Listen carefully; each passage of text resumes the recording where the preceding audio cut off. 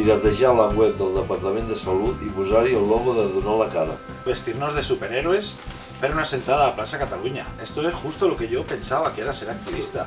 Puc ser voluntari amb algo, voluntari és molt ampli, però activista és més concret, ¿no? Yo me veía más como los de Greenpeace, tengo que decirlo.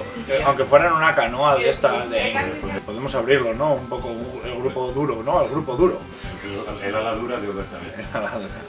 No, creo que vamos más por hacernos amigos. Somos activistas, pues nuestra acción no es encadenada, en este caso es, sí, proyectos de contacto, hablar con periodistas, y ahí ejercemos un activismo social, a partir de nuestra implicación y en primera persona.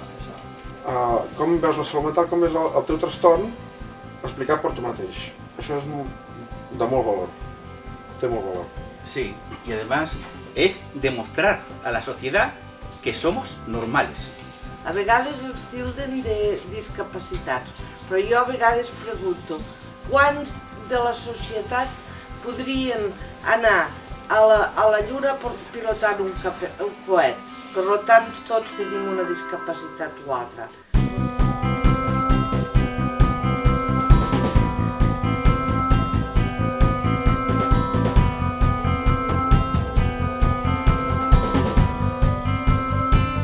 ¿Qué hacemos?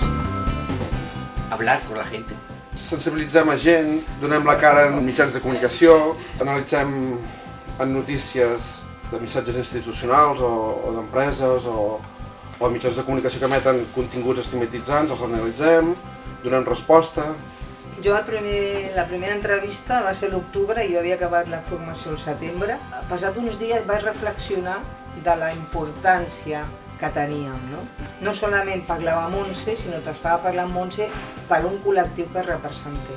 Era un tema de responsabilitat també. Estamos aportando nuestro punto de vista y luego los profesionales se acercaban y me decían, nos hacía falta este punto de vista. La sensibilització fas aquest pas d'explicar la teva història personal, de donar quatre explicacions sobre el que t'ha passat i com has arribat a aquest punt de tenir el trastorn mental. Para mí siempre es tender un puente a aquellas personas que yo, en mi caso, al menos donde yo me muevo y tal, muchas veces es el desconocimiento, ¿no? Lo que les lleva a tener una idea totalmente equivocada de nosotros. I si canviem la mentalitat d'una sola persona, tot aquest projecte ja val la pena. ¡Bravo, bravo!